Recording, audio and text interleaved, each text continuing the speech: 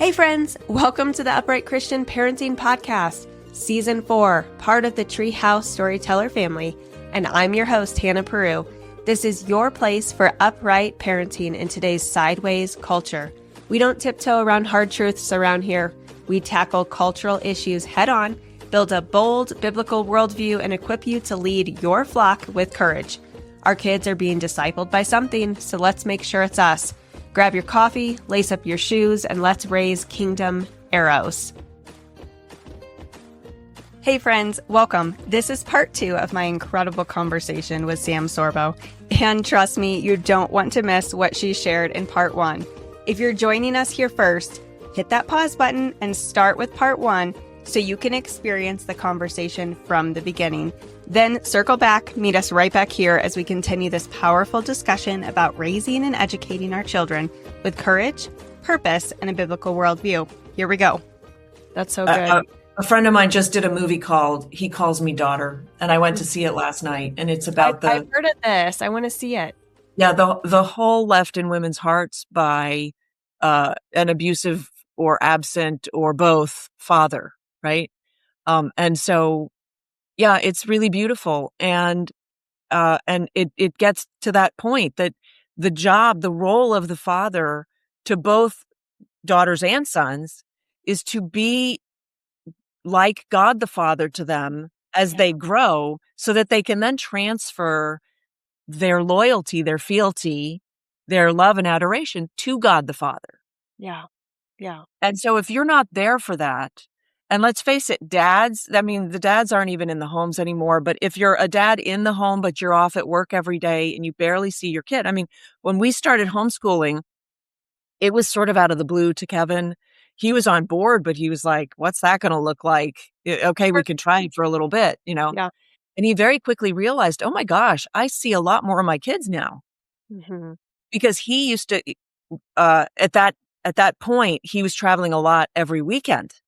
Yeah. And so if the kids were in school all day and he might see them at night, right? But then he was gone the weekend, which was the time that he could really see. So when we started homeschooling, he was like, hey, I've got to go to Home Depot. Can I bring Brayden with me? Can I bring Shane? And that was their bonding time. Yeah. Oh, that's And so you good. shouldn't deprive your children of that. Yeah. They're your Oh, that's kids. good. Oh, that's Yeah. the name of my book. Yeah. There we go. Do you want to tell us a little bit about that? Sure. So I wrote this book after I'd homeschooled for a while. So it's my personal journey from self-doubter, because I doubted myself. I did too. I think we all do. I think we've all been brainwashed by the schools to think, don't try this at home. You're not capable. In fact, I would go so far as to say most of us think we're incapable because we went to school. And school trains you to think how incapable you are. Yeah. Yeah. There are a lot of lies in our schools. And so There Your Kids is basically an indictment of the school system. And then my personal journey, my story of how I got it done, the mistakes I made and the successes that I had. But this is the follow-up. This is Parents' Guide to Homeschool. And this is a workbook. So this book is intended to teach the parent how to think about education, to reset the idea of parenting, what the relationship with the child should be, what it should look like. And so it takes a lot of parental input. You need to sit and contemplate the questions. And when you start answering those questions, it will eradicate your idea of what school is supposed to do or what you thought school was, right? And the intention is for you to replace that with, oh, so if not me, then who? Yeah. I got to do this. This is my job. Yeah. Because it is. So good. Both of those are amazing books. Amazing. I want to switch gears for a second because I don't want to take up all of our time and not talk about, you have a movie coming out and the AI use and everything. And I got to see the trailer. I don't remember if it was at one of the award ceremonies or where I saw it while we were at NRB together, but it just looks so fun and amazing. And I think what you guys have been able to pull off is kind of record breaking, and very interesting. So can you tell us a little bit about that? Well, I'd love to start by saying that I wanted to be an actress, and I also decided that I wanted to have a family. Mm. And at a certain point, I had to choose through various circumstances.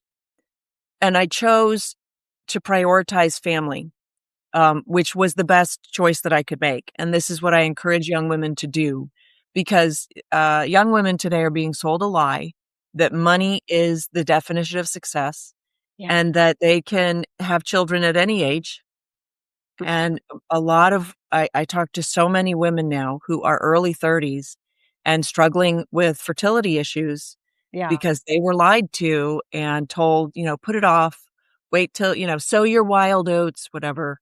Um, and to that end, I will say that as I prioritized first my husband and then my children and family, God brought it all the way back. Mm, And I wrote a movie that got funded, which is crazy, I love and that. it did very well in theaters, called Let There Be Light. Hmm. And I don't think I ever would have done that if I had just continued being an actress and tried to make the marriage work alongside my thriving career. I had a really good career going. But Kevin lived in New Zealand. So what was that going to look like? Hmm. I don't know if the marriage would have survived. So, we're taught, oh, you can have it all. No, you can't. There's too much. Yeah. Yeah. You can't know it all. There's too much to know. You can't have it all. There's too much to have. Yeah. You can have a lot, but you're going to have to choose at some point. And so, and we aren't taught how to choose. We're taught to make pros and cons lists. Those are chaos. They don't help. Make a priorities list, and that will make the decision for you. Oh, that's good. That's good. And if it's hard, it's because your priorities are a little jumbled. Yeah. That's what makes the decisions hard. If your priorities are straight, the decisions are easy. Yeah. They might be sad, but they're easy. It's done. Oh, my priority is my marriage. Okay. Thank you, God. That was clear as a bell. Yeah. Yeah. Done. So fast forward to today, my primary focus is still my family, but because my kids are grown and we've worked as a family now in film and stuff, and so I got offered the role of Miriam, Noah's wife, in a movie called The Flood.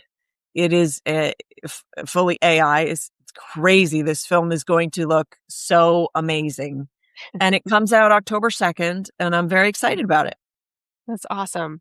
Awesome. Very cool. Very cool. I know it looked so good. I can't wait to see it. Well, I it's love going to be the real story, not the fake Hollywoodized version of Noah that was really Waterworld meets Transformers with Russell Crowe, yes. where they didn't mention God once. Not once. It's like, Well, there was also like a Noah movie that was really bizarre. I don't even remember who put it out, but we saw it a couple years ago and we started watching, and maybe like it felt good for a while, and then the bad guys got on the boat with them, and we're like, wait a minute. No, this doesn't happen. God closes that door. There aren't. Anyway, I think that was Noah. Is it the same one? I think that was the Russell Crowe one. Okay. With the great big rock monsters. Yes, I could not remember if that was Russell Crowe or not. Yeah, it's the same one. The rock monsters, like it was a big movie. But they hired an atheist director. Yeah. To tell a Bible story. Like, what it are you took a turn. So, and then Russell Crowe tries to kill his own offspring. It's like, yes, they took some liberties, really. A lot of liberties, a lot. Yeah, no, I appreciate you staying to biblical context, and I know that's always hard in Hollywood as well, like in filmmaking. Like there's some, there's little tweaks that you can do that's left to the imagination there. And, you see that with The Chosen or whatever. Like, okay, that's not in there, but okay, we can see that it could be. No, a little bit. There are some liberties that you can take, Sure. but Hollywood has gone so kind of off the rails. In fact, I would encourage your listeners, please go to sorbostudios.com and sign up for our newsletters so you can stay apprised of everything that we have going on. And we have some fabulous tours that we lead. We're going to Greece in September this year. It's like a 10-day trip through Athens and other parts of Greece and Ephesus and Philippi. Like, it's very cool, walking in the footsteps of Paul. Very excited about that. And so, yeah, so if you go to the website, sorbostudios.com, we can keep you up to date with all those fun things and the movies too. And I just want to point out that, in 2019, I think the Oscars had 56 million, and now they're down to like 20. The Oscars, recently aired, and basically 20 million people, tuned in, as opposed to the huge numbers that they used to get. People are fed up with what Hollywood has become. Yeah, that's right. It's become terribly violence prone and very sexualized, over sexualized. And people are fed up with that. We're looking for wholesome content that's not going to keep us awake at night, frankly. Yeah. What if your child's biggest worldview questions could be answered before they ever step foot out into the world? Creation Without a Bang is my brand new children's book, helping families reclaim the truth of Genesis once again and God's intentional design. This powerful story reminds children they are not the product of random chance, but the handiwork of a purposeful creator. Endorsed by Sam Sorbo herself, this book is equipping the next generation with truth, wonder, and confidence in God's Word. Order your copy of Creation Without a Bang today at thetreehousestoryteller.com. Yeah, no, that's so good. Okay, so what can the mamas that are listening to us today, what's one thing that they can do right now to change the course of their family, whether that's education or their perspective on it, or what would be that like one takeaway that you would offer them of like, hey, this is the way to change your trajectory? Well, that's a very sort of a loaded question, because how do I meet them where they are? So I recently gave my first TEDx talk, and the point of the talk was to encourage parents to homeschool. So whether you're homeschooling or not, one thing that you can do that's very easy is teach your child big words. Just start with one word. Get yourself a word a day calendar, or just Google online of an online dictionary or an online thesaurus or something like that. There's plenty of different resources for finding good big words, and they don't have to make sense in real life. Just have fun with them. So I taught my 2-year-old the word reconstitute. We put raisins in water and we reconstituted them. And so he used to say, reconstitute. And that was fun. My husband chose to teach him the word testicles, obviously. But when you start to teach your child, you begin to understand that it's a whole world that you can share with your child. And that's your job. Yeah. It's also a great joy. And children love to learn. We've forgotten this because we went to school and we hated school. But school is not the same as learning. Children love to learn. And so if you just stoke their curiosity and feed it, then they will learn everything. They'll far exceed what you're able to do with them, especially if you, like me, went to school and had these sort of limitations put on you. From our very first days, America has been driven by the idea that hard work could lead us to the life we always envisioned. And today, honoring that legacy, College of the Ozarks does more than just provide an education. We're reawakening the American spirit. When I thought about college, I knew that I wanted to do something that I was ambitious. C of O opened my eyes to the opportunities that were out there for me. Our model of providing a Christian liberal arts education to those facing economic hardship hasn't wavered since 1906. Our students graduate debt-free through our work education program, They learn how to live a life guided by their faith. And as they begin their careers, they've learned how to take their seat at the table of influence and open the door of opportunity for others. Being an assistant principal has allowed me to pour into kids the way that people have poured into me and open up doors and opportunities to things that they didn't know were possible. We're reawakening the American spirit in the next generation. Will you join us?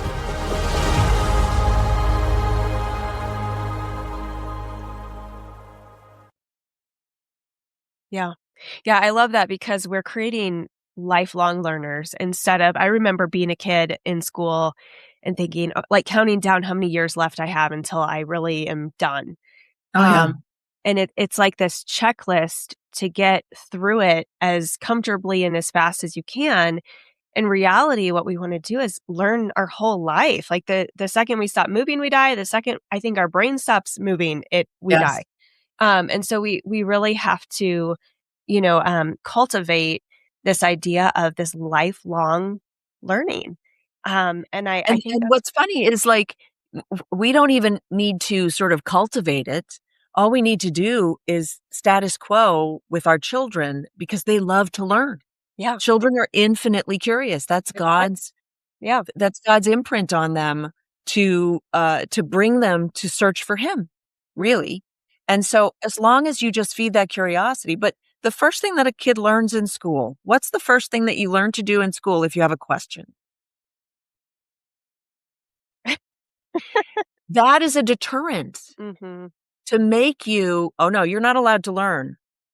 You have to first get called on. Wait till the teacher calls on you. You have to raise your hand. You have to draw attention to yourself. I'm the stupid one. Everybody look at me. And then the teacher calls on you. And maybe your question is appropriate. Maybe your question is about something else because you're just curious about stuff. Lots of kids are. Why did they paint the walls brown or, and the teacher's like, well, we're not talking about that right now. right. And so it's just aimed to shut the child down, to hate to learn.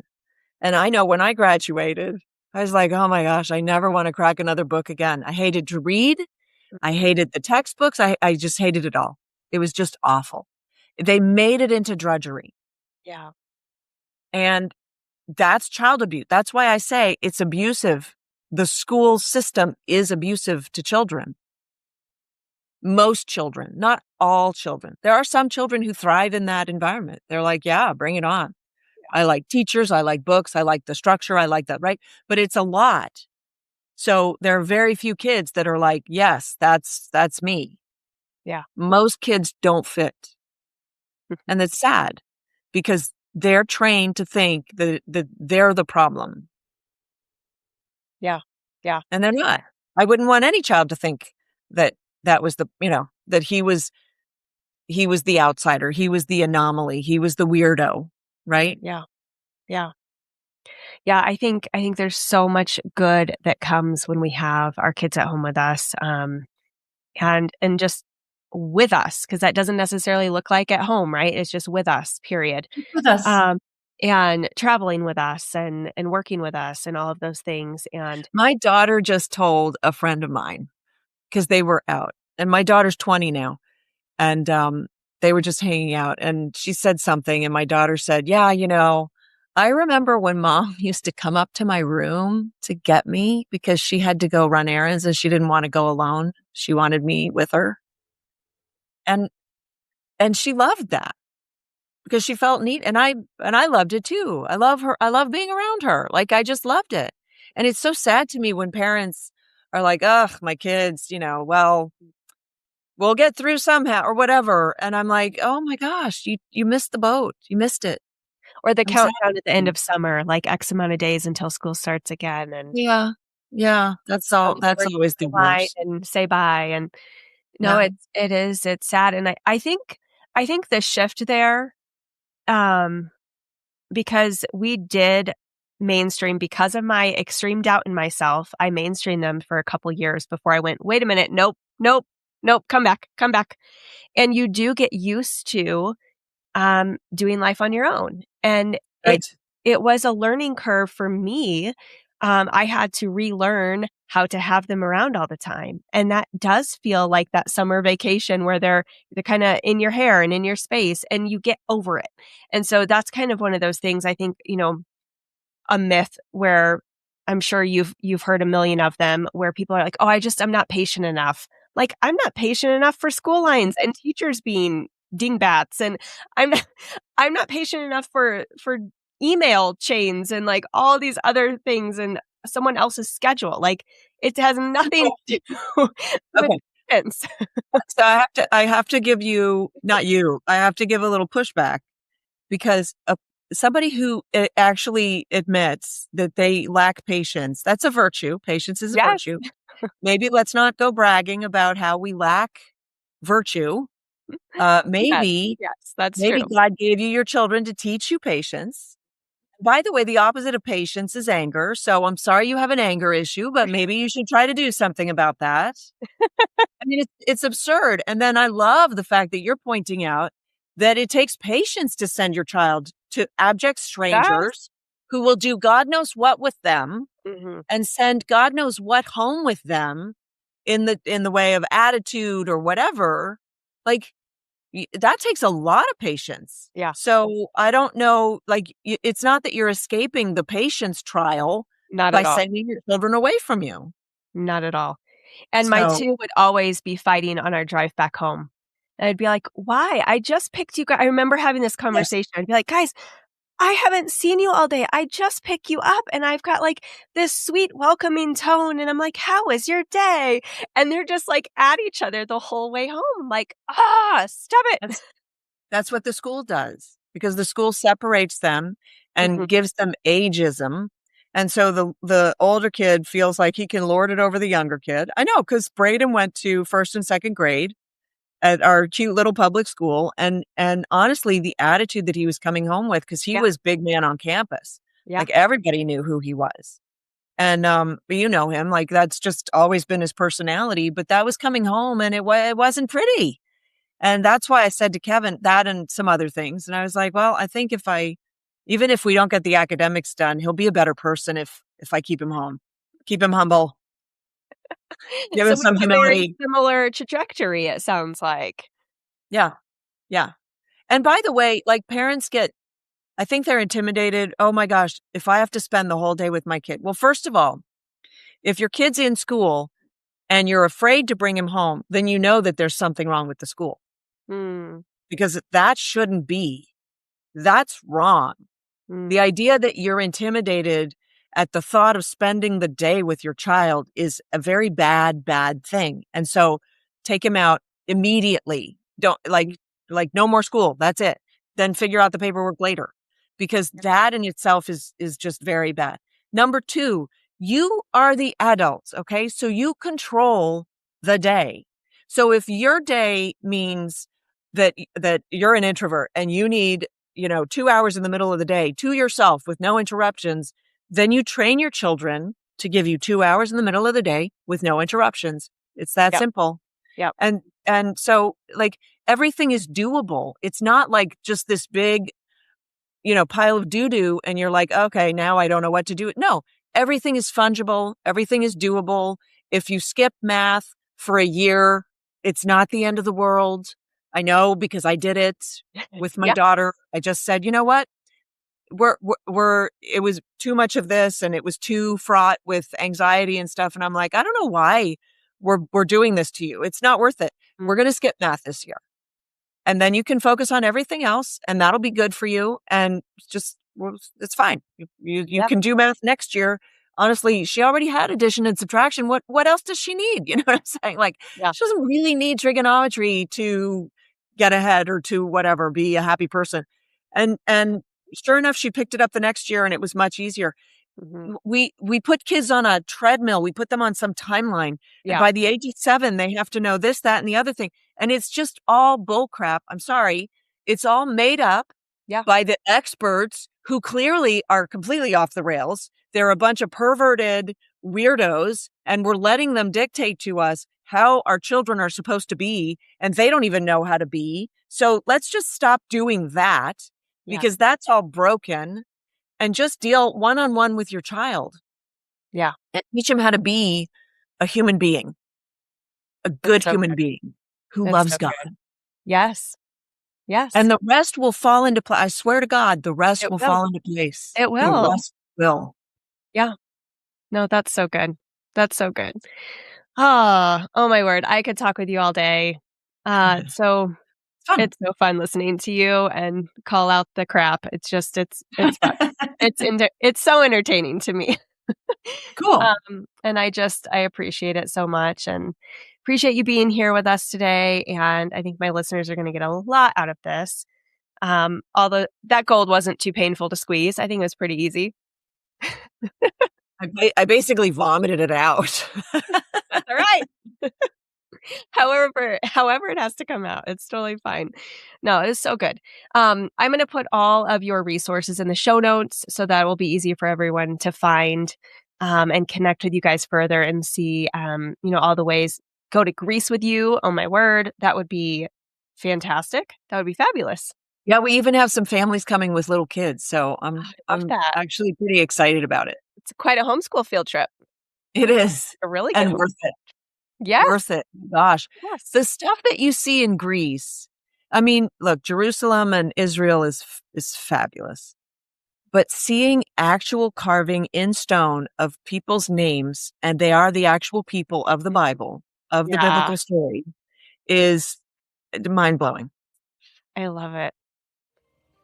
I've never been, and it's on our list. So we want to do a big trip my son's senior year, which is in 2 years. So very cool. Yep. So I'm praying for that. Oh my goodness. Well, thanks so much for being here. And I just appreciate your time, appreciate your wisdom, and just for being so real and transparent and shooting it straight. So appreciate it so much. Thanks so much. You too. If today's conversation stirred something in you, if you're craving a little more quiet, a little more presence, and a little more Jesus in the everyday, I want to invite you to grab the Wanderer's Field Guide. It's a 4-week journey of seeking, gathering, harvesting, and abiding in His presence.